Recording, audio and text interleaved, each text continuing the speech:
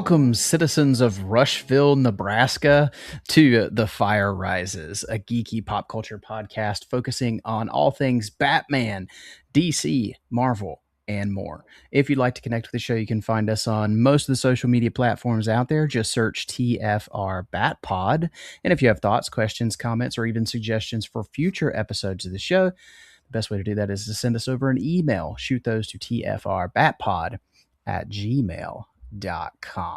My name is Eric Carter, and I am your host, and I am joined by probably the most giddy Green Lantern fan on the planet right now, my co-host, Joe Fornerato. Joe, how are you?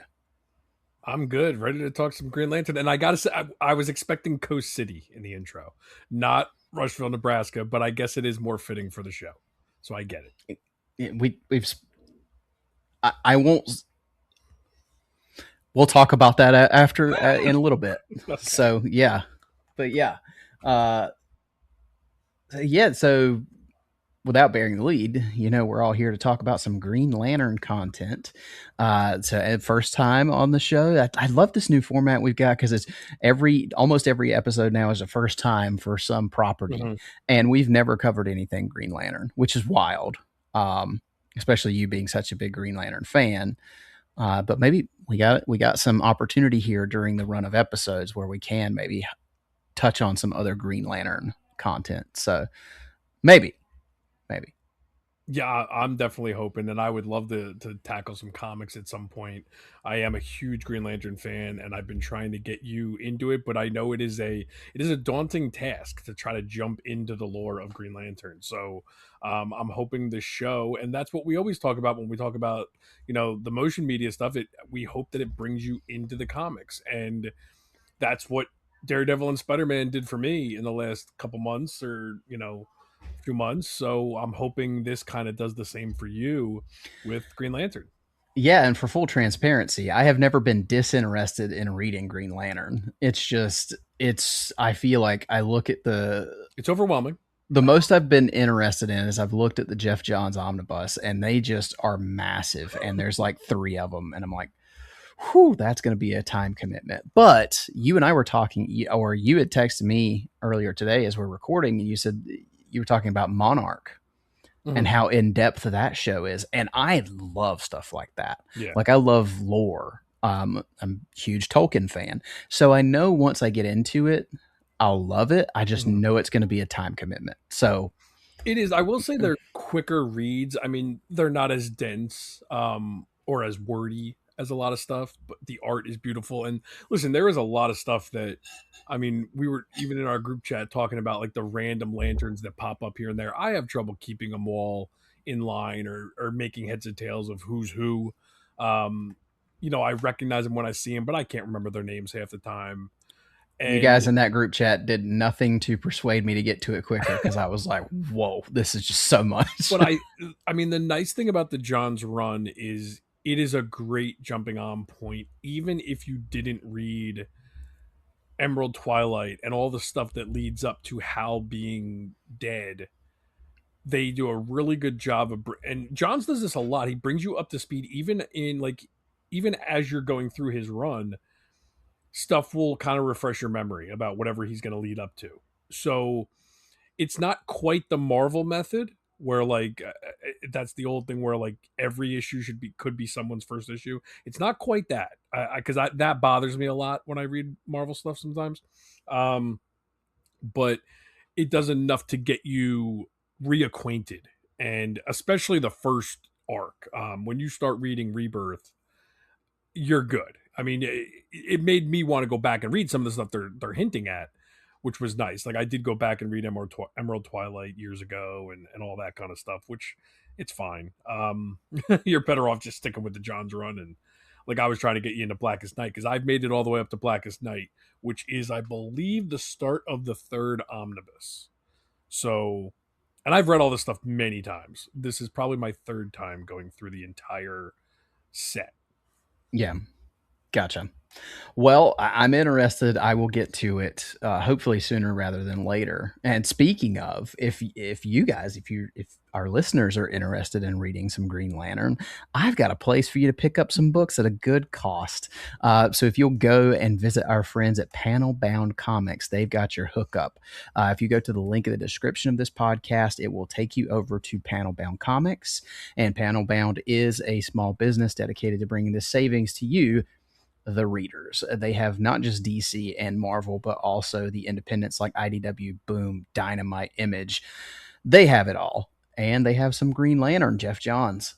So if you're interested in checking that out, go to Panelbound Comics with that link. Also, use our promo codes. The first, tfrbatpod, and that'll save you $2 off of any order. And the second, tfrbatpod, ship it together to save you 5% off of any order of 3 or more books. So make sure you go over to Panelbound Comics, support them, support that small business, save yourself some money, and support TFR as you do so. All right, Joe, well, we've already talked a little bit of Green Lantern stuff, but let's get into what we're actually here to talk about. Let's talk about the new HBO series, Lanterns.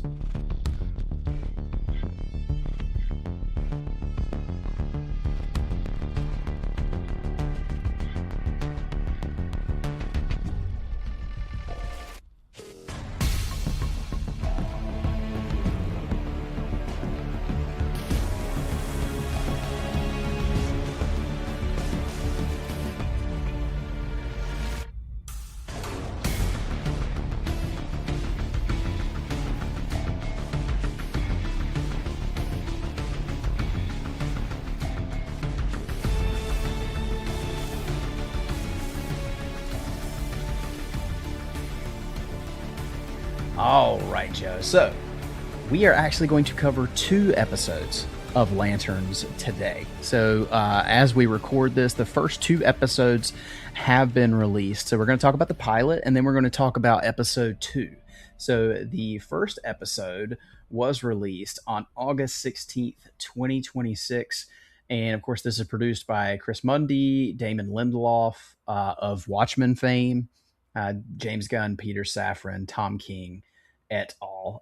The show stars Kyle Chandler as Hal Jordan, Aaron Pierre as John Stewart, Kelly MacDonald as Carrie Kane, Garrett Dillahunt as William Macon, Ulrich Thompson as Sinestro, Nathan Fillion as Guy Gardner, which we haven't really seen yet. No spoilers, but he's not showed up yet.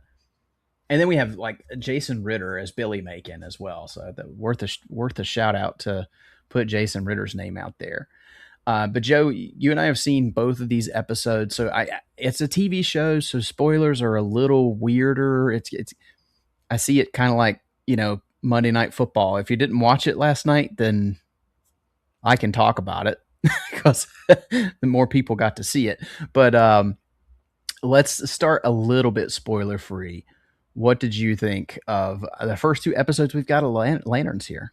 So, spoiler free, I mean, listen, this show is what we thought it was. I know there was a lot of fear going into it that it wouldn't be as comic booky as we had hoped.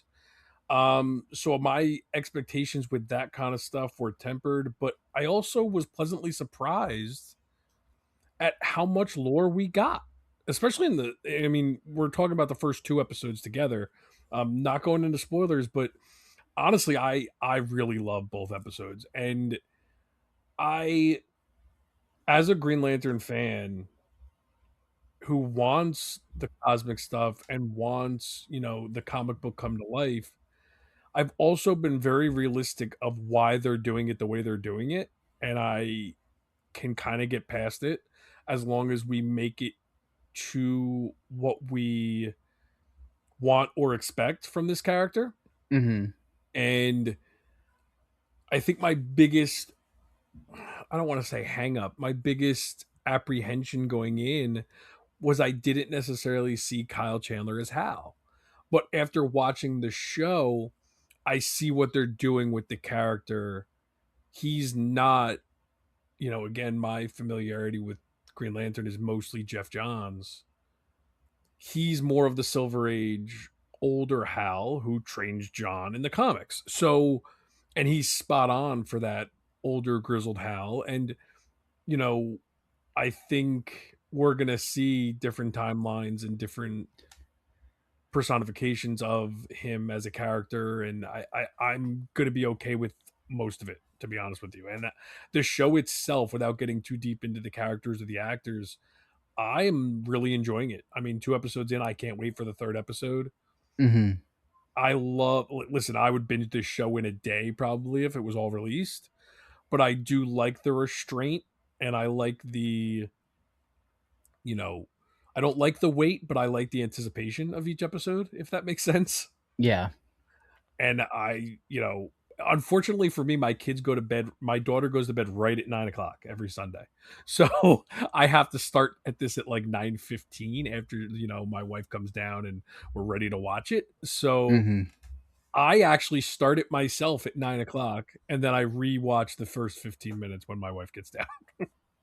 Jeez, Joe, you can't wait 15 minutes. Minutes. So I just kind of put it on, and I'm like, all right, I'll watch it again when she. Yeah. That's funny. Well, I very much like you. I mean, I really really have enjoyed the first two episodes so far.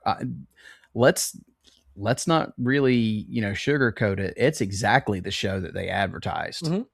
I mean, a lot of us were worried about that because we hear that word grounded thrown around. I'm so tired of that word. I wish it would just go away and not be used anymore.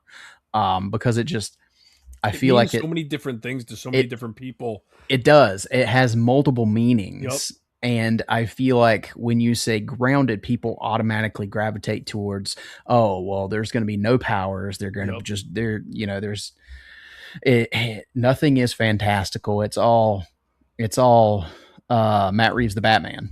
Yeah, It's, so there's the negative of it's Matt Reeves the Batman or grounded as Man of Steel. I wouldn't, to me, Man of Steel is grounded, it but that's is. not the same grounded as we're talking about. Yes. Now, if they had gone, this is a grounded, gritty, street level, realistic take on Green Lantern, that would have freaked Yeah. me out. But they didn't. They said grounded, and it means a complete. I think it needs to be taken off the board as a buzzer, like a buzzword, hot Yeah. topic word. But there are things like you said. There's a lot of world building, a lot of mythology that you get in these first two episodes, and I think that's really beneficial while also still being very much an adaptation that you don't have to have previous comics knowledge to enjoy. I Mm-hmm. think there's plenty for a general audience to latch onto here. Yes. And I think the biggest part of that is it's not OA. Mm-hmm. It is not in your face. Okay, there's so much cosmic stuff immediately I'm just overwhelmed. They've very purposefully put it in this Nebraska town that's got a lot of True Detective, Yellowstone type vibes going on because that's what's really popular right now, and I think that's really drawing people in. And to use Green Lantern as an in, or use that stuff as an in to Green Lantern, I think is a pretty smart idea. While also, this is HBO, so that's the coolest thing about DC being associated with HBO now is HBO's prestige television. Mm-hmm. So everything's done really well and at a really high level. And that's not to crap on the CW or anything we got from like the DC Universe shows when they were happening, but this is clearly on another level than those were. Mm-hmm. I would very much say the same thing about the Penguin when it came out. It takes this material and elevates it. So, and I think the big part about that is like Sundays at 9 o'clock is appointment viewing for a ton of people because it's HBO and that's what they do. And I think they're doing a really good job with that so far. Yeah, that brings in a different audience than if this was. Um, I mean, it's a little confusing because it says it's an HBO Max show, but it's on Sundays at 9. So I don't know if that connotation has changed over the years where it used to be HBO. Like the Penguin was not an HBO Max original. The Penguin was HBO, right? I I think that line has, it becomes like semantics at this point. Like I don't know yeah, what it means or what it doesn't mean. But anyway, like if this was a Thursday night show, like how some of the HBO Max shows are, I don't think it would be as popular as it is. So I like that it is Sundays at 9 and it's bringing in that general audience, which is so huge, especially because listen, as much as I love Green Lantern as a character, it is hard to ignore the fact that in the public eye, it has become a joke thanks to the Ryan Reynolds movie, and I will defend that movie for a long time. But listen, I'm not going to also sit here and say that movie is amazing. I think the movie unfortunately did hurt the brand of Green Lantern, and DC as a brand is hurting as it is.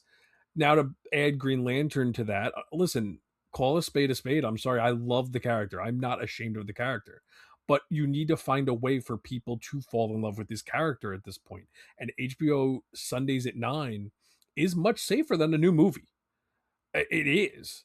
And also to keep it grounded to start, we're using John as our he's like our vessel into the lore. For especially for the general audience, and without getting into too many spoilers, that to me is the smart play because I think we will eventually get to the crazy cosmic stuff. All that stuff is being mentioned on a minute to minute basis in the show. They're not hiding from that stuff, but they're keeping it in Nebraska for the time being to win you over on the show being a good television show, yep. and all that other stuff is going to come. And we're 2 episodes in. In my opinion, I think we got way more than I expected 2 episodes in. Yeah, and let's face facts. I mean, this had a huge opening night. Mm-hmm. A lot of people watched this show, which is great. It's one of the biggest HBO Max openings they've had. So it's comparable with House of the Dragon and the Penguin and things like that. Let's face facts. If this was released on the CW, not nearly as many people would have watched it. No, and honestly, if it was a movie, I it's hard to gauge the interest in people going to the theater to see a Green Lantern movie Yeah. nowadays. I mean, No, it's I hard think to. if they continue to do the quality that they're doing here, that can build that brand name, and Exactly. then you And put, that's what I'm yeah. hoping is this brings that name back enough to it to sparking that interest, and we can get to that point. That's my hope. And again, I don't know if it would have worked or wouldn't have worked, but I think this is the safe play. Hmm. And they're doing quality right now before appeasing the super fans that we are. And I sometimes I have to take a step back and realize this is not just for us. We do not make or break these shows. It's the general audience or these movies or properties, anything. So, and again, you make a quality show with the lore, I know we're going to get there eventually. This is the same universe that Superman takes place. So let's Hmm. not, again, pump the brakes a little bit and, just enjoy the show for what it is because I'm sure we're going to get to what we want to get to. Agreed. Um, do you even want to talk about the adult nature of the show or just to bring Yeah. it up just because I know people are iffy on that. Me personally, I've just come to terms with it. It's an HBO show. That's what HBO does. I'll I can get I'll into it a little bit more, but I'll let you go. yeah, I'll tell you. Watching the second episode as we're recording, we watched it last night. The second episode, I didn't think about it nearly as much. No, The first episode, it was really jarring I do because have an opinion on it though. I think they dropped so many f bombs in the first like 5-10 minutes of the first episode Yeah, that it was like, this is what I was worried about. yeah. And the second episode didn't shy away from it, but I think I was just settled in and I was like, this is what it is. And So I I didn't think do about it as think, much the second time around, but I will say I still think this is a problem for the DC universe. And I enjoy the show. The show is phenomenal quality and I think it's really good. But the record still stands that we have way more projects that kids can't watch than we do in the mhm, DCU right now. And that's a problem. it is. And listen, at face value, that bothers me. Mm-hmm. But the only thing I can do to keep my own sanity, because again, I'm not the one making these shows. I can only go by what I'm watching. Me pouting or having a fit about it is not going to help me. Yeah, So sure. I want these properties to be successful. And if the higher ups, again, I don't know if they're right or wrong, but the only thing I can do is put trust in them that they know what they're doing. And if this is their way to fix the brand enough to where we can get to a PG-13 movie with this character that could be for the fans, awesome.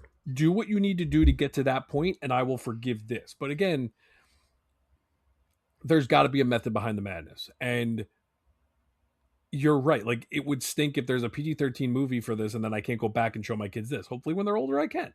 Hmm. It's again, there's a lot of, you know, Monday morning quarterbacking here that we can do. And again, for me personally, I tend to not care. One, because I'm old enough to watch all of these shows myself, Sure. and me pouting about it is not going to solve the problem. I can't do anything about it. So for my own sanity, I just kind of accept it for what it is and I move on. It does suck. Like, I'm watching the animated series with my daughter right now and she's loving it. Obviously, I can't show her this, Yeah. you know? And I think it's not just, I mean, it's primarily the language because there's not much else in the show that's, Eh. there's some things here and there. And we'll get into it. We'll get into spoilers, but there's nothing in this show that I've seen so far that could not be accomplished without all this. Okay, that where you were going, I wasn't sure exactly what you were going, but yes, you're right. They could have very easily made this show and not had it be R rated But that's not because HBO, and that's the exactly. problem.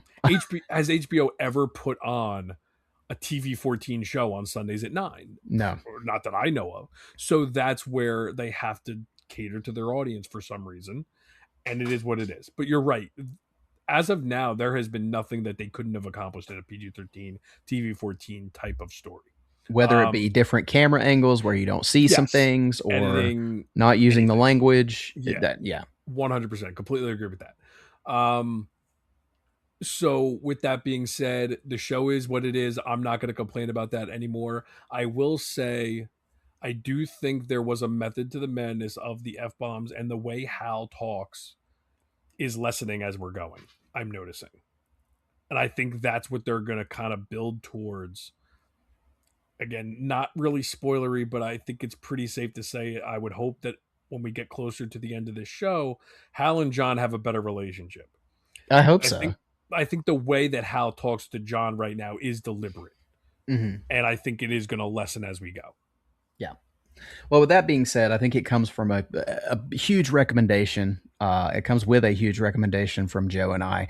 I would check it out if you haven't seen Lanterns yet. First two episodes are available now, and it comes Sundays at 9. And we'll continue to talk about new episodes as they release. I want to do this. I think Joe every couple of weeks we'll cover a batch of episodes until it's over. I think is a good way to do this. Um, Mm-hmm. so, but anyway, we're going to talk spoilers now. So if you have not seen the first two episodes of Lanterns, pause here, go check the show out, and then come back and rejoin us for some spoiler talk. Okay, Joe. So let's talk about episode one first, the pilot. So as we know, we establish in the episode that Hal Jordan is Green Lantern. We open with John Stewart and his family watching, or the boys watching this. John Stewart and his brothers watching this news report with the first interview with a superhero, and this is in 1996 Yes. when we see this interview happening. But Hal got the ring and became Green Lantern in 1986. Mm-hmm. So at the point where we're at in the show in 2016, it would have been he's been Green Lantern for 30 years as we're Yeah. watching the show. Um. Yeah. So From 86, 86 to 96, oh 06. Oh 2016. no, 40 years. No, 30. 96, Because 2006, we're not at a 2016. 30 years. wait. Now I'm drawing a blank. So the main timeline is we're in spoilers now. 2016. Yeah. So the main timeline is 2016. But we also have the We have to 2026. jump ahead to 2026, So or is that it would be 2006 and then 2016? no, 2016 is where we're at during the bulk of the show. 2026 is where we flash forward at the end of the first Okay, episode. so there is no 2006. No, I'm just Okay. counting. I'm counting Okay. by the sixes. Yeah. So yeah, 86 to now is yeah. So at some point he gets to 40 years. Yeah, well, Yeah. yeah. So at the end of episode one, spoilers, since we're already talking spoilers, when we find him dead, when John finds him dead at the football stadium in Rushville, it would have been 40 years Yeah. since he found the ring or got the ring. So anyway, going back to what we were talking about, so the the Stewart brothers are kind of wanting to watch this show. Their dad's coming in. Um, uh, John is clearly he idolizes Green Lantern. He wants to know who this person is. Lantern reveals himself as Hal Jordan and tells everybody about his history. And then the dad comes in, and I'll tell you, this is the one part of the show. I don't know where we're going with it, but I'm still not big on this. John Stewart's dad is in the Marine Corps. He's apparently a tough customer, and he's trying to instill being a tough customer in his kids. And he takes John out back and puts an apple on his head and asks him if he's scared. John says no, and he shoots the apple off the top of his son's head, As one does. as one does. I don't know where they're going with it, but I don't. And maybe this is where they are going, but I didn't think, oh, he's making his kids so brave or they don't have fear. I'm like, this dude is a psychopath that he would do But that with his to children. that point, I thought, okay, maybe his father's going to be dead. He calls his father while he's being trained in the first episode. So Mm-hmm. he even still has a relationship with his father. So that's very interesting too. Yeah, it is. Maybe it's Stockholm syndrome. I don't know. I I mean, it could just be their way of saying this is a tough world and you're going to learn to be tough. My methods are not great, but this is the way it is and I don't know. Or maybe it's a look at the mentors of John Stewart. Maybe he leans towards some really whacked out people because he idolizes his dad, and his dad is Yeah. shooting apples off his head, and he idolizes Hal Jordan, and Jordan is a grizzled kind of burnout Mhm. when we get to him in 2016. So I don't know. Maybe Yeah, it's I was more shocked about the phone call afterwards because I'm like, okay, now I really don't know where that's going. yeah, yeah. And I also don't think it's a mistake that, and maybe I'm reading too much into it, but his father says, let's go get a burger. And we learn later that John is a vegetarian. A And vegan. a vegan. Okay. So, like, it seems like things that you don't just put in there willy nilly, like there's got to be some type of theme behind that. Yeah, yeah. So interesting. But from there we go to 2016, where John is now he's training under Hal Jordan. So we haven't yet gotten into how he got this gig, how he Mhm. became a trainee for Hal Jordan. We're not there yet through the first two episodes. It looks like we may get that in episode 3 We or just know some the of it. Guardians chose him. We know the Guardians chose him to be a trainee for Hal Jordan, which is something that's out of the ordinary because um, according to some things we learned in the show, usually it's the lantern dies, the ring selects the next person. So this is new to have Yes. someone training the next Green Lantern. And Hal is clearly not happy about it. He doesn't want to relinquish being Green Lantern, and he puts John through his paces. He's I don't know. He's not really training him well. I mean, he sends him off a cliff with the ring in a car. Um, and so I thought it was interesting when we see that, like he gives John the ring and he bails out.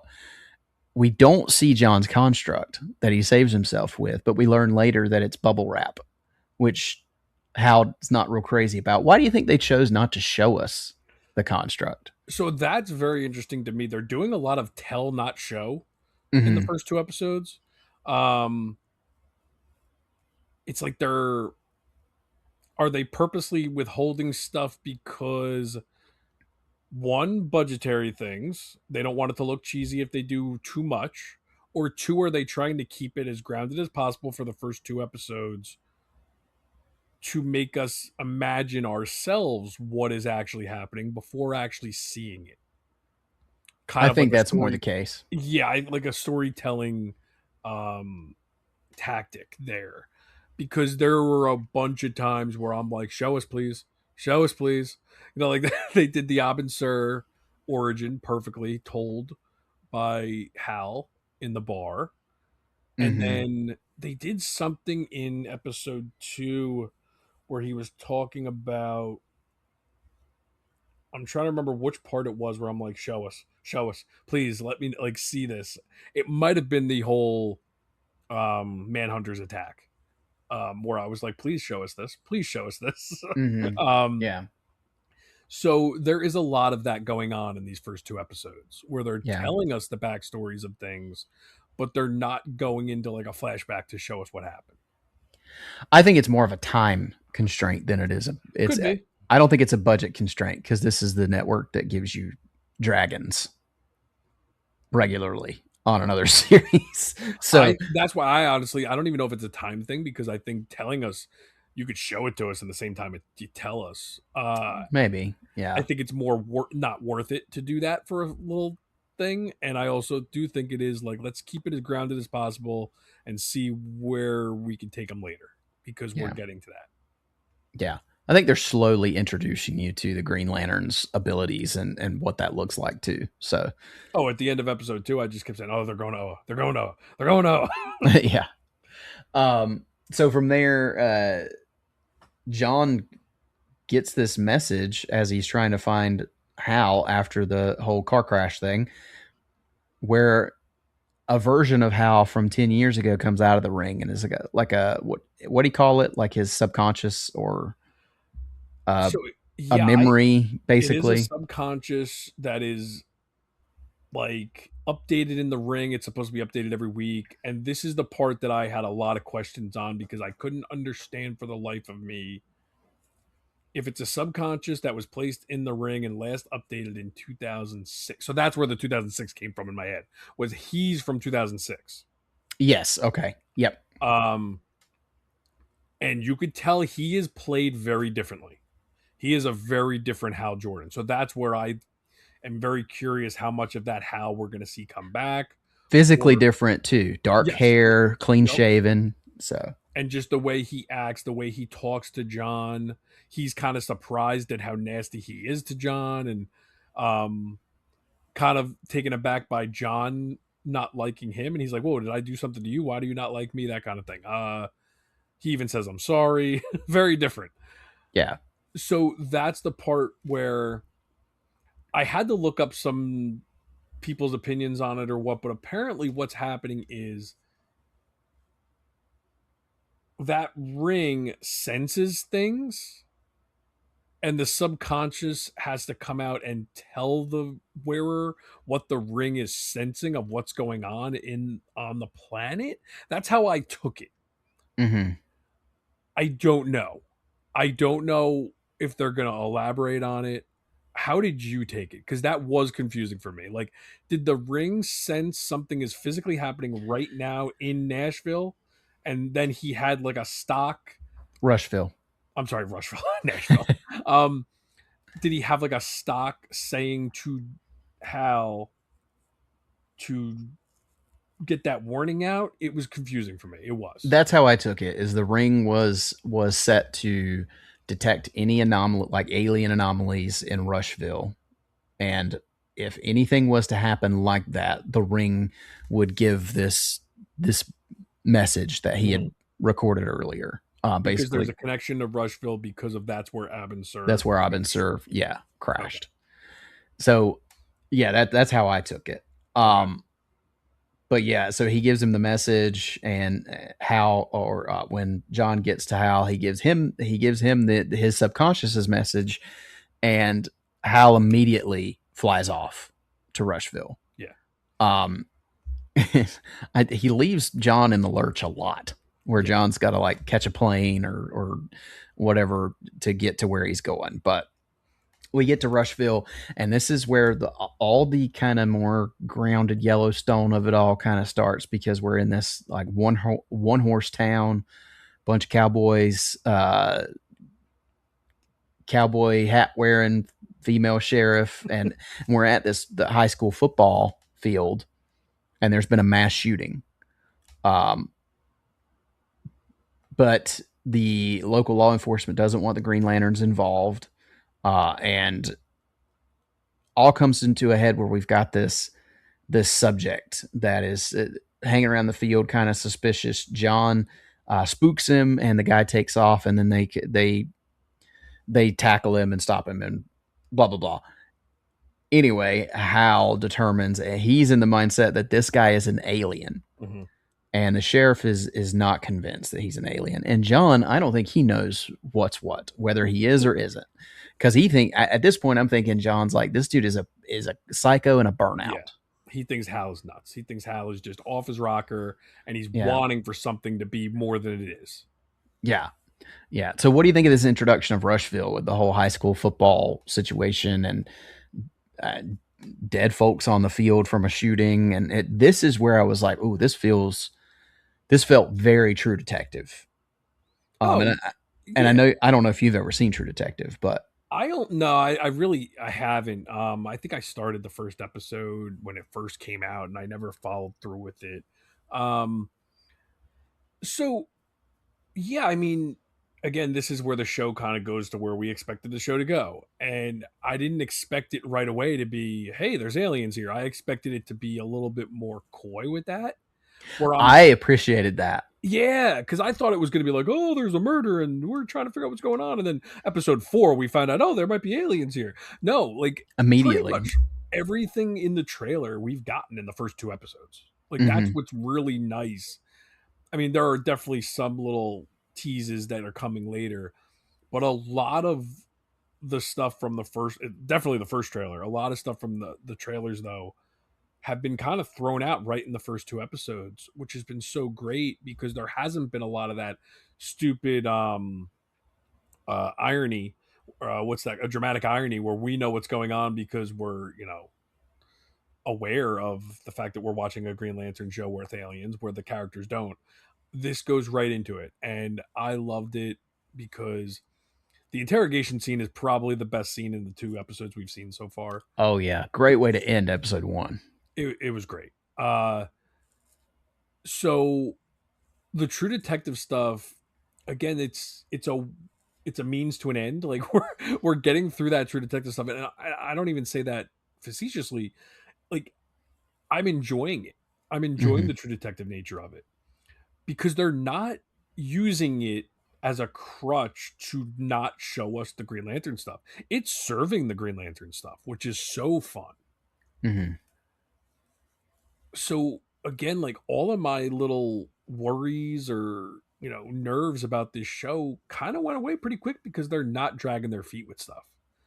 Yeah, the sheriff is great, by the way. She is awesome. Yeah, I love it when I love her in episode 2.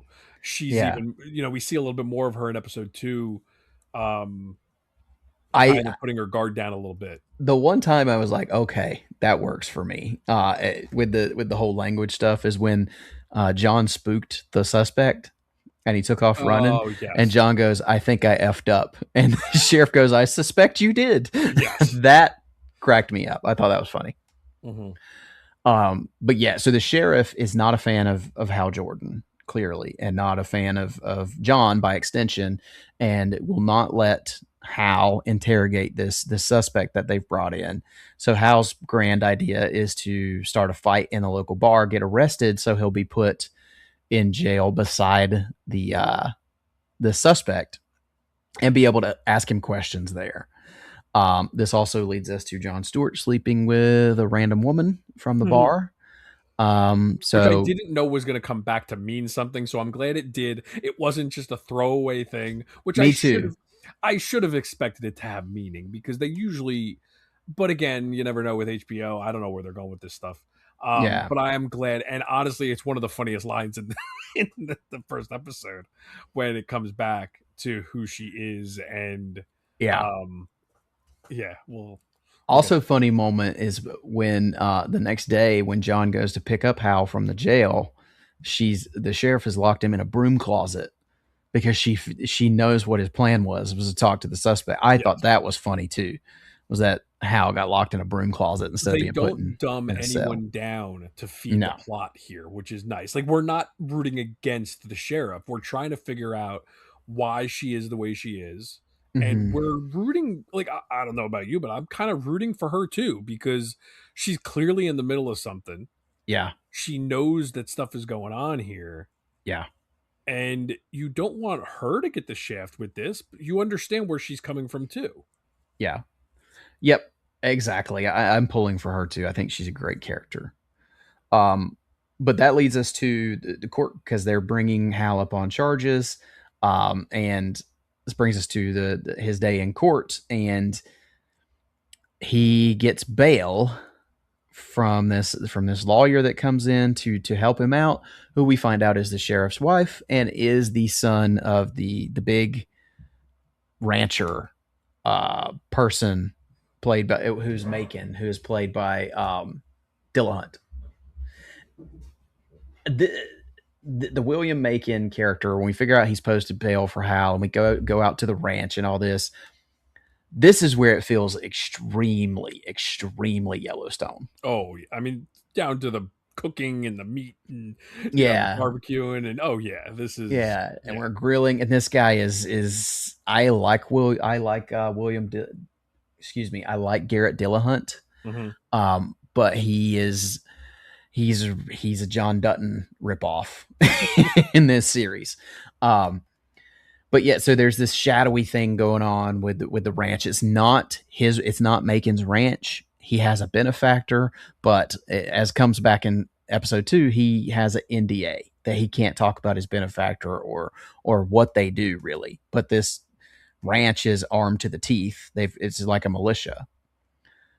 So that's who we're dealing with here, and that's who John now or Hal now owes. But through this interaction, this gets Hal an interview with the suspect who's still in jail. And at the end of the episode, we do realize that this guy is actually an alien. Mhm. Hal's interrogation tactics get it out of him, and he's also set to explode.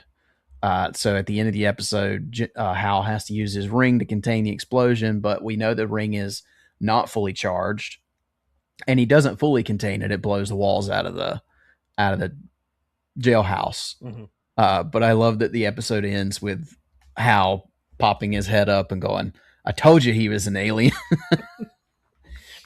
So the end of episode 1, what'd you think of the setup, the whole episode 1 arc that we? Oh, wasn't the end of episode 1 Well, because yeah, then of course you got the stinger at the end. at the end we go to 2026 and John has come back to Rushville, meets the sheriff at the football field, and we have a dead Hal Jordan in the stands. John's not wearing the ring. Hal's not wearing the ring, so we don't know where the ring is. So that's how we end episode 1. So now, what'd you think, Joe? Well, the stinger is the gut punch and the way to get you to watch further. But I think even without that, it was a very interesting first episode. I like that they did what they did with Hal at the end of the first episode in 2026, because I don't want that to be the end of the show. Mm-hmm. So if he is in fact dead, and if he stays dead, that would have been a terrible way to end the show. Mm-hmm. Get me there first and make the show about finding out what happened to him is very smart, if Yeah. that's what you are doing. I'll tell you, after episode 2, I'm now curious if he's actually Hal Jordan. Yeah, that's what's interesting. Like, we don't really know what's going on with that. And I also find it very interesting. So when we started episode 2, there's the recap. Mm-hmm. And the death of Hal Jordan was not mentioned in the recap whatsoever. We don't go to 2026 at all in the second That episode. Nope, that's where I was going with it. Is that's why he wasn't in the recap, was because it didn't matter for that episode. Mm-hmm. So that I thought was really interesting, is you end on that and we never go back to 2026. So when are we getting back to 2026? Is that going to be just the finale, or is that going to be every few That's a good episodes we go question. back to it? That's going to be interesting. And I don't think I need to go back there this instant. I want to see the main story play out.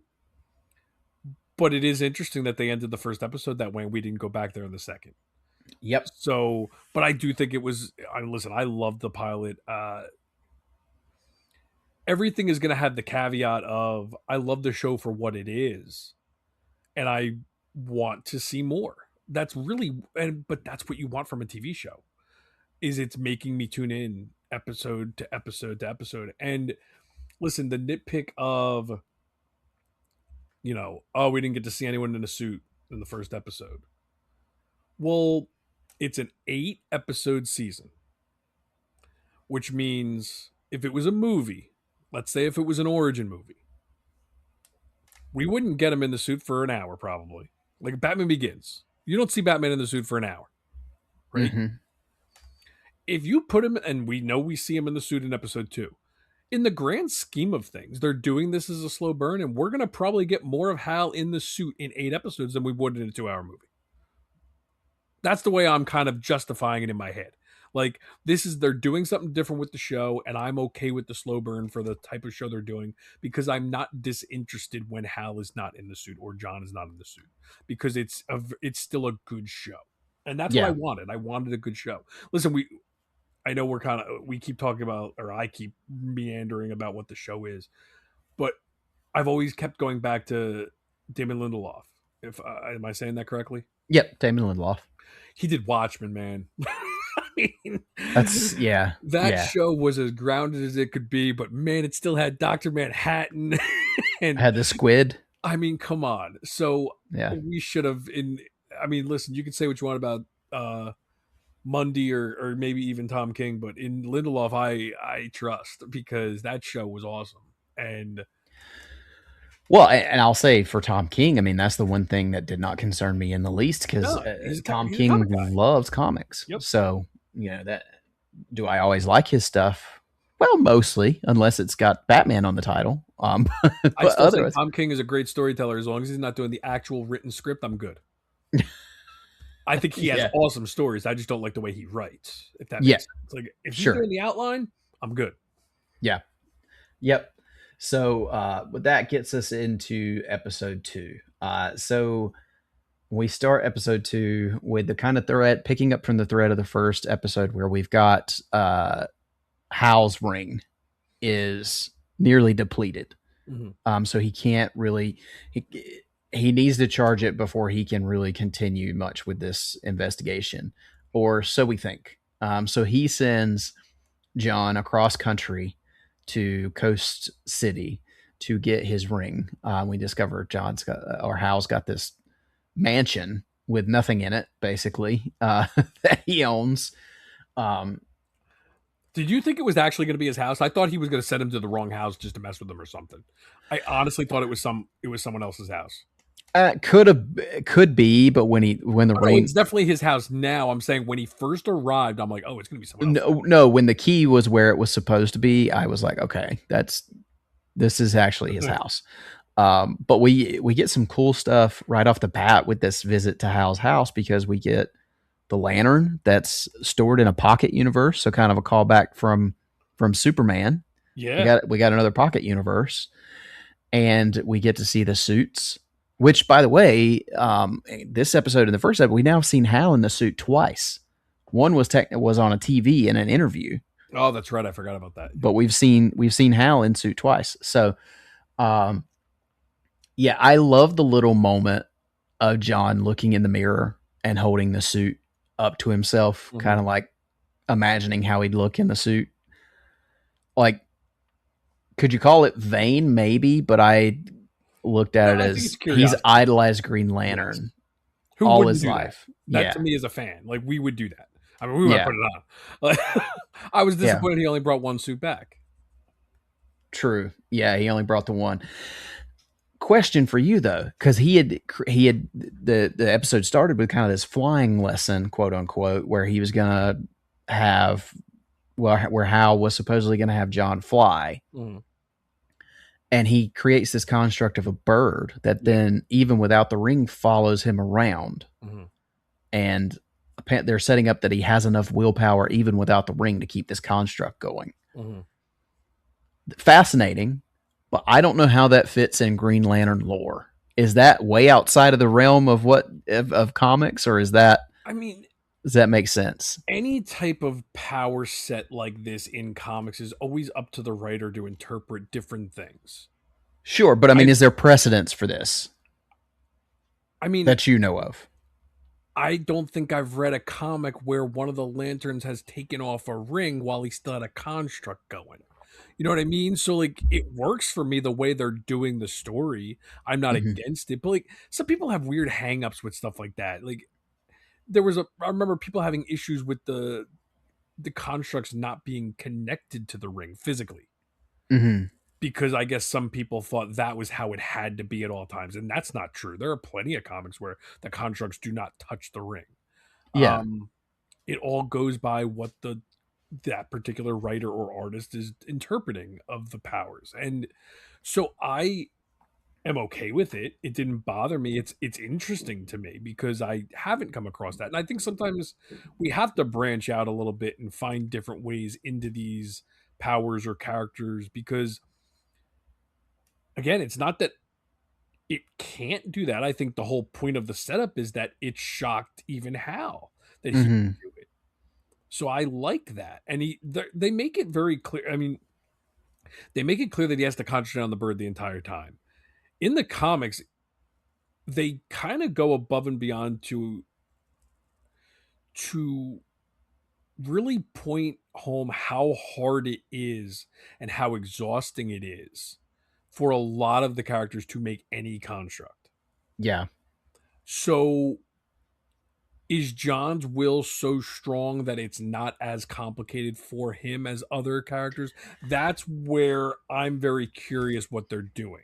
That's how I Or that's how I took it, honestly, because there's a lot that happens to John in this episode, and how kind of snobbishly said he was testing him. You know, let's see if you can get back yeah. with that bird still alive.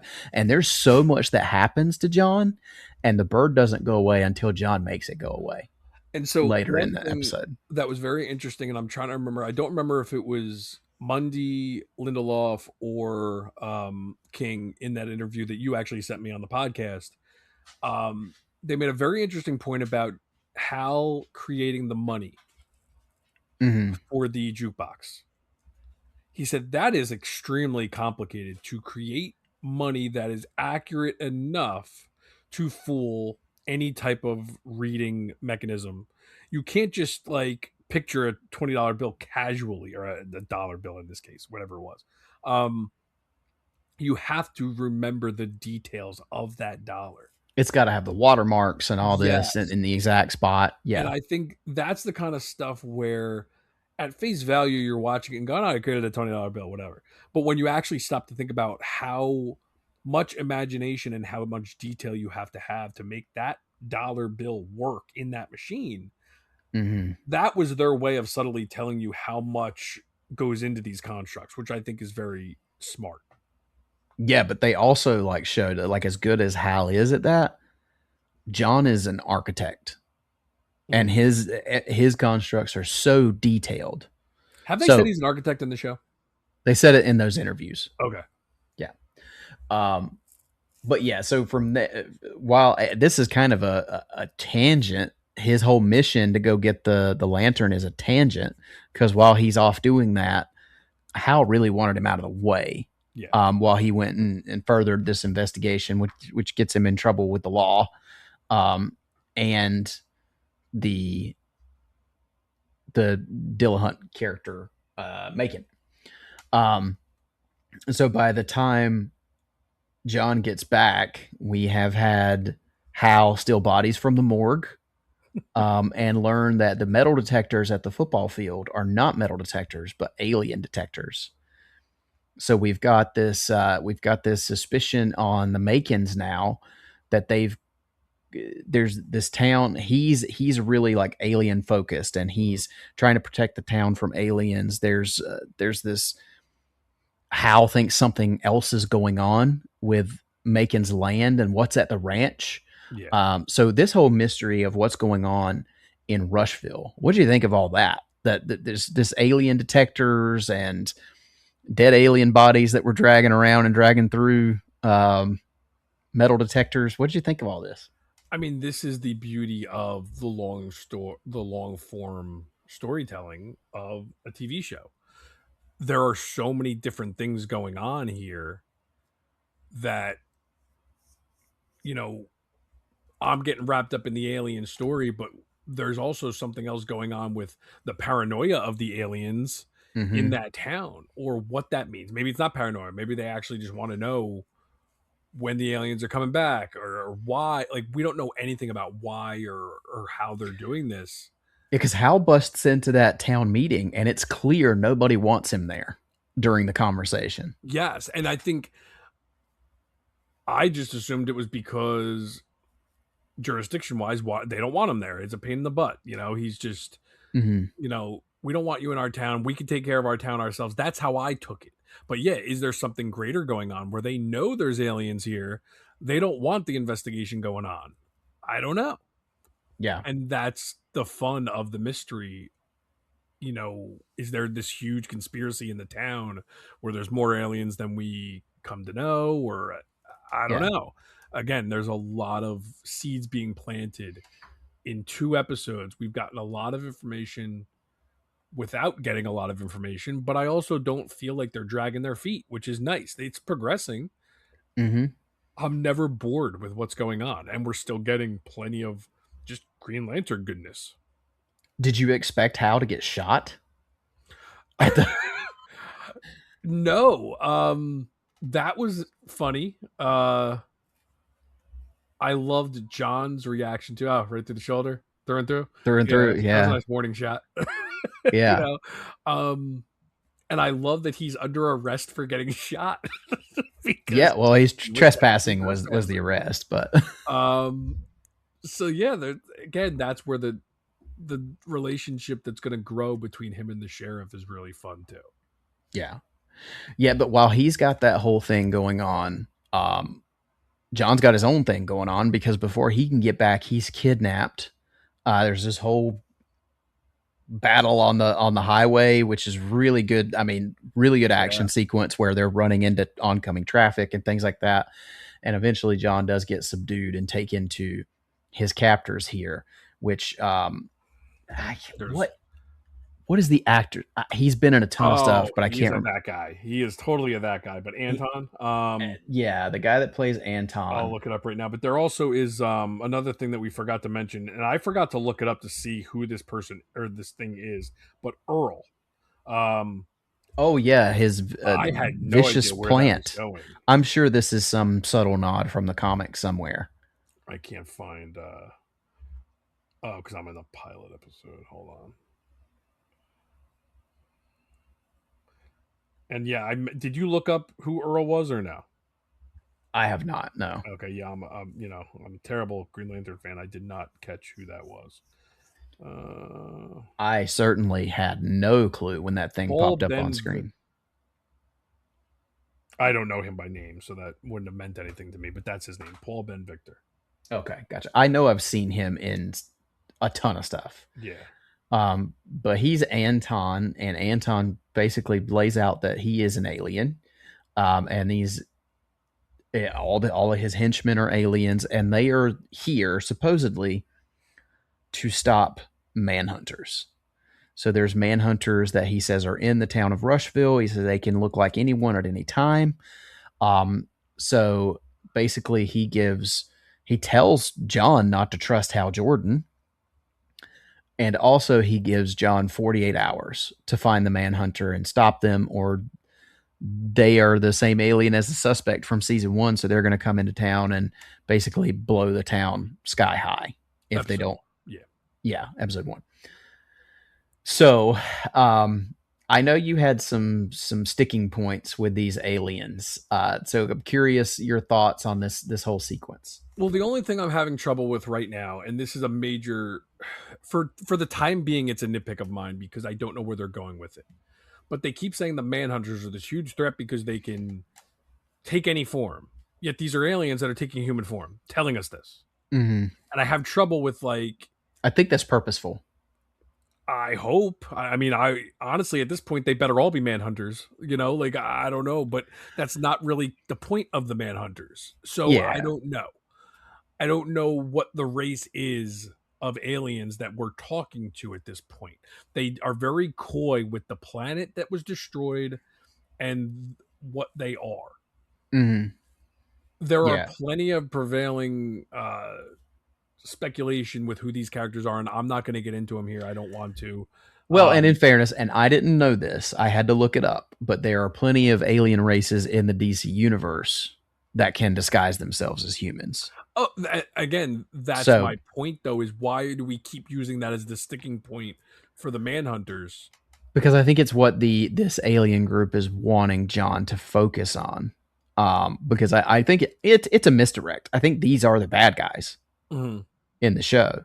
I think these people are going to turn out to be the bad guys, and the Manhunters are going to turn out to be, whether it be John Johns or whoever is going to be the actual. Oh no! So yeah, no. Manhunters have nothing to do with John Jones. Nothing. No. I'm saying I think those Manhunters are going to turn out not to be this evil that the show thinks it is. I'm not saying they're Oh, John okay. Johns. I'm Um, but or they're just not going to be Manhunters. The Manhunters might be completely red herring, and they're not even going to be around. could be, yeah, but I do think these people, this Anton and this group of people, group of aliens he's with, I think they're the actual bad guys. Oh, I do think that as well. Yeah, Yeah, I just want to clarify because Martian Manhunter is being different from yeah, completely two different things. yeah. Um, So interesting to me though that I'm with you. I think it's interesting that they're all shapeshifters. They're all made to look like humans, but this one group is telling us that's the ones you got to worry about. unless they're going to try to say like they're not shapeshifters, they could just take human form, but one form, which to me again is not that big of a deal. I don't care what the heck they look like. They look like humans. They're hiding in plain sight. It doesn't matter which human. Yeah, true. So that's where Uh, I'm very curious to see where that goes. Now we will get to see episode 3. The Guardian takes a human form. That yes. has comics precedent. Oh, So does it? again, Okay. yeah, I don't know of a comic where that actually happened, but I did look it up and it has happened apparently. I am not familiar with that. That might have been a Silver Age thing. I don't recognize that from the Johns run, or I just haven't gotten to that in my reread and don't remember it. Yeah. But again, whatever. They're doing something here with the way they're having these aliens show up in a town and not have makeup on every 2 seconds. Yeah. Um, I don't know, whatever. We'll see. I do like that they show us bits and pieces here and there though, so I'm hopeful we'll see a guardian in their actual form at some point. That'd be great. Yeah, I think we have to get there eventually to Oa and see actually besides Yeah. the prison. So the prison is on Oa that we go to eventually. Mhm. Because I know sometimes Sinestro has been held in different areas, but apparently this is actually Oa. Yeah. So, and I remind me, did Anton bring up Sinestro in that conversation?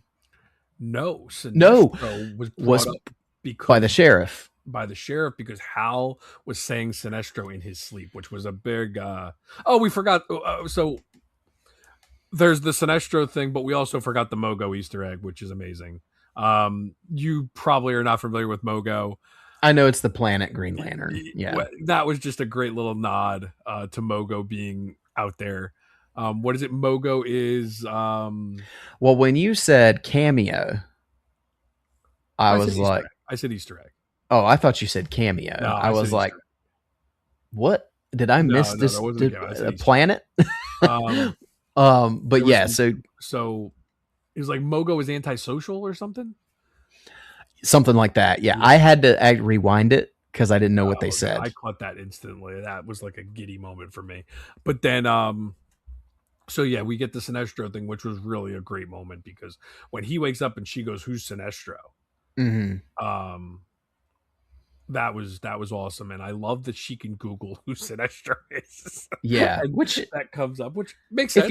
if you live in the DC universe, of course you would be able to. Yeah, And love that they set up the backstory through Hal's nightmares, pretty much, as yes, he's talking in his sleep, and that and leads he us to just know how it's big just of a threat Sinestro was. but he just knows his history with Sinestro because Sinestro predates Hal.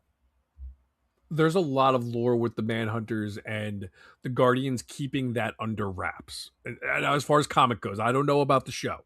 I don't know where we're going in the show, but in the comics, the whole thing that Anton discusses about the slaughter of that planet, Mhm. that is straight from the comics. Yeah.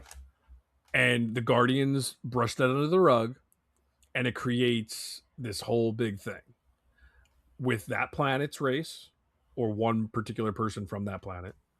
And again, I could be a little foggy on the details. And then but the Manhunters surviving in, now again I might be combining different things. There's the Forbidden Sector, and then there's Sector 666. I think Sector 666 is that particular character's origin, and then the Forbidden Sector might be where the Manhunter slaughtered someone. I don't know. There's a whole, again, the lore is a little crazy, and I get it mixed up a lot. And Jamie, if he's listening, is probably screaming at the thing right now because Jamie's much better at remembering this stuff than I am. So Well, you can't remember everything. there's a lot there with the Manhunters, though, and they bring out a lot of different characters, and they're the start of the Green Lantern Corps lore. Mhm. So without, I don't want to really get into it just to spoil it in case people want to just go along for the ride, because I think it is more fun to do that, and they might change it up a little bit, which is also fine too. But there's definitely, there's a lot of big things that come out of the Manhunters one way or another. Yeah. But that so we're kind of up in the air about what's going on the ranch. We don't know what's hidden there, but Hal's definitely got suspicion. Um, we've we've got them reunited back at the hotel in Rushville with John and Hal being there. John brought the bag back that has the lantern, but also has the Green Lantern suit in it, which Mm-hmm. Hal's grumpy that he brought it when he told him Yeah. not to. So they have a little kerfuffle about the bird. That's when John makes the bird disappear. And then so that's when we see Hal suit up at the end of the episode, take off, go to Oa, which was like a holy crap, and then confront Sinestro in prison. Sinestro looks great, by the way, but Mm. interesting because we've had Anton tell um, John earlier in the episode not to trust Hal Jordan. Mm-hmm. We've kind of got Sinestro here at the end of the episode telling Hal to be cautious of John Stewart. So very interesting. So I'm sure you freaked out seeing Hal go to Oa. So geek out on that, and then tell me what Yeah. you think of that, of the suspicion being built with the partners here. So I honestly, I probably was so giddy that we were there. I don't even remember him saying "Don't trust John." Uh, I just know I was thrilled that they were like, they just kept, they show him fly away, and I go, please show it, please show it, please show it. So we didn't get to actually see the workings of Oa, but we see the prison and we see him flying off planet, and Mm-hmm. that was enough for this episode. Uh, Sinestro does look great. There, if the next episode, I hope the next episode actually starts with the conversation and we don't just go away from them and he tells John what he talked about, because I want to see that conversation. I want to see more of their interactions. Prepare yourself I for that know. not being the case. So, but I can't wait to see more of their interactions because we're going to get more of Sinestro. It's not going to just be that. Mm-hmm. But the thing that is really fun with Sinestro and Hal's relationship is that they're not that far off from each other with their opinions on the way the Guardians handle things. Mm-hmm. Sinestro just goes about doing it a much harsher way than Hal would. And but they do find themselves, respect is the wrong word because Hal does not any longer respect Sinestro. But he knows Sinestro does hold some knowledge that he's withholding from Hal or withholding from everyone. So he does need him. Mm-hmm. And I'm really curious to see where they go with that. And I want to know how much Hal knows about the Manhunter. I'm sorry, how much Sinestro knows about the Manhunters. And again, everything is just wait and see for me. I really, because I love the lore so much, I want to see how they adapt it. And I want to, right now, they've been very, very accurate. I mean, to be Mm, honest with you, I love what they're doing. Is it word for word? No, of course not. I mean, they're doing things their own way, but it's been great, and I'm just so happy. Again, I didn't think we were seeing Sinestro in episode 2. I yeah, really. yeah. One real quick before my one nitpick is I do not like the look of the lantern at all. I The think it looks lantern itself, I think it looks stupid. really. Yeah, I don't like it because they made it because they probably felt like the actual lantern shape looks corny, so they wanted to make it look cool and modern. I don't like it, but that's again not important. I can get past it, but I think they tried making it look cool too much. They Oh, tried too see, hard. I thought it looks like an. I think it looks like an old gas lantern. It doesn't look like a Green Lantern lantern. That's the problem. Yeah, But again, it's a nitpick. It's stupid, but I can yeah. get over it. We've never seen Guy's lantern. No, and I know a lot of people have had that complaint that the rings look different. Yeah, So interesting. yeah, Yeah. Um, but I love the inside of the episode stuff. I'm glad that's one thing that HBO does that I really hmm love. I love the little snippet at the end. And I thought it was fascinating that one of the big complaints about the trailers and stuff going in was the muted greens. So even when we got like the Funko Pop reveal, it's like, God, the green yes, is so muted. That's purposeful. I love that they said in the inside the episode, it's a reflection of where Hal is now. Just like him, the suit is now faded hmm and it's not bright and Now to that point, did you feel like vibrant. it wasn't as muted as it was in the trailer? No, I thought it was pretty like a I like a. thought it was pretty green in the show. It is in the TV interview I in the thought it was first episode. I thought it was greener in the episode than it was in the trailer. I didn't think so. And maybe I'm wrong, but I didn't, or maybe I was just tempering my expectations so much that it didn't bother me because I That might felt like it be was pretty green. because it's kind of a baby turd green. I remember seeing the original, and maybe it was probably because people were muting it more on Instagram and all these Oh, other sites, probably. probably that I was so used to seeing the brown that I'm like, this looks green to me. Oh yeah, yeah. I think that's people being turds Yeah, themselves. yeah, Um, but yeah, so far as the second episode itself, I think I think they're giving us just enough in each episode to make us as fans like, oh, we're getting more, we're getting yes, more, we're getting more. And we've got the coming up soon little snippets that we've seen where we're going to see hopefully constructs and things like that. hmm So I'm really looking forward to the future. I think the first two episodes have been great so yeah, far. yep, Not without nitpicks, language and the adult stuff being yeah, the primary one for me. And you had a few that you just shared. yeah, But overall, two really good episodes of TV, and I can't wait for the rest. yep. And again, like you said, they're giving us just enough. Yeah, like I would argue they could have probably given me less and I would have been happy to keep going. They're giving me way more than I expected, and I'm thrilled to be wrong about what I expected because I'm loving what they're giving us. I thought we were going to see Guy Gardner in episode two, based on the coming this season on Lanterns from Oh, I episode didn't even think one. about it to be honest with you. When John got captured, I thought he was going to the jail where we were going to see Guy, but so we still haven't Oh, seen okay. Guy Gardner yet. hmm So plenty of fun stuff to come. Any final words on the first two episodes of Lanterns, Joe? Maybe guys on Oa with Hal right now talking to Sinestro. Or maybe he's not a lantern yet. Maybe the 2026 version is where we'll see Oh, you're Guy. right. Yeah, because he does look the same as he does in the movie.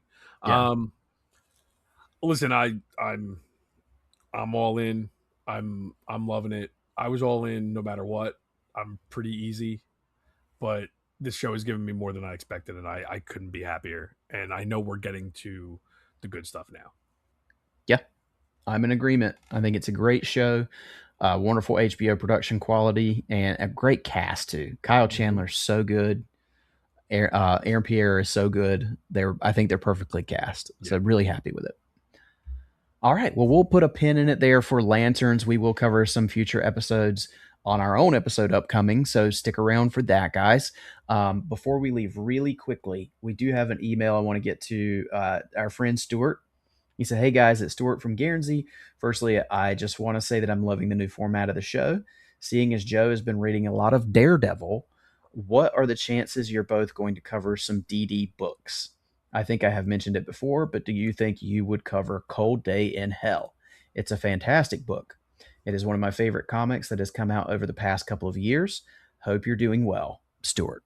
Well, Stuart, thank you so much. I'm so glad that you're enjoying the format of the show that we've got now. We're enjoying it too. And yeah, Joe and I have both been doing a lot of Daredevil reading in the last little bit. Joe's moved to a couple of other things recently, but Cold Day in Hell. Remind me, Joe, have you read any of the Charles Soule Daredevil? So I want to say, is Charles Soule the one that you told me to read first, like last year or the year before? And I tried getting into it and wasn't really taking. And then I went back and I started earlier this time because I didn't know what was going on. Yeah, I think you weigh. I can't remember if Charles Soule was the one I told you last year. What's the other big one that was more modern? Oh, there's Chip Zdarsky. I might have read the Zdarsky run. Zdarsky comes right after Soule. So I'm gonna get there probably after I finish the Wade run. Mm-hmm. Right, Wade goes right into Soule and Zdarsky, doesn't he? I'd have to look at the mapping. I can't remember which name is which. There's probably some gaps in there, but that's where I'm going next. I'm all for it. I just, the Wade run is definitely not up there with Brubaker. And what was the first one I did? What was who predated Brubaker? Oh, was that? I'm drawing a blank. Bendis. Oh God. Okay. Yeah. So, I had to turn around and look at my bookshelf. Yeah, I didn't realize that's who I started with. So yeah, so it went Smith, then Bendis, then Brubaker, and I really loved that run.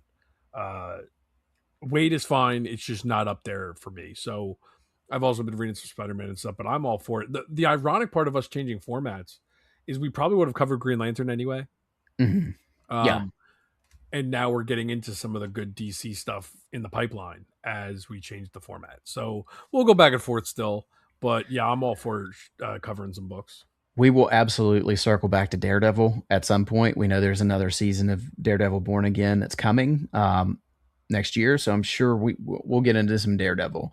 Yeah. Cold Day in Hell is one I've recently read. I don't want to give away what I thought. We'll save that for an episode. But I think I would read the rest of Charles Soule before you read Cold Day in Hell. Mm-hmm. I'll say that. But yeah, so you don't have to, but I think it helps with that whole run that he had. Okay. But again, thank you so much, Stuart. We really appreciate your message. And again, we are glad that you're enjoying the format. But Joe, I think we're going to wrap it up there. Thank you so much for joining me. I know I didn't have to wrench your arm to talk about anything Green Lantern, but thanks for coming on as usual. And why don't you let everybody know where they can find you out there on social media? Yeah, thank you for putting this together, and yeah, I'll enjoy talking the rest of this show for sure. You guys can find me on X, Instagram, Letterboxd, J411, Facebook, Joe Fornerato, FORNAROTTO. Fantastic. As for myself, my personal accounts can be found on most of the platforms out there. Just search me Carter89. That's ME Carter89. The show can be found on those same platforms. Just search tfrbatpod. If you'd like to support the show, the best and the easiest way to do that is to leave us a rating and review on whatever podcast platform you listen to us on. If you leave a written review on Apple Podcasts, we will read those on the show. We also read your emails, so if you'd like to send us one, send those to tfrbatpod@gmail.com. If you're looking for another way to support us, we don't ask that you spend a dime on this show, but if you'd like to, you can go to redbubble.com, search Shop TFR, all one word, and find our logos there on all kinds of cool merch. Our theme song was created by the talented Gaurav Venkateswar, and his music can be found at gbtunes.com. Make sure you use that link in the description. Go to Panelbound Comics, save yourself some money, and support this show as you do so. That's going to do it for this episode of TFR. Thank you guys so much for joining us. For Joe, I'm Eric. Thanks a lot for listening as always, and we'll catch you on the next episode.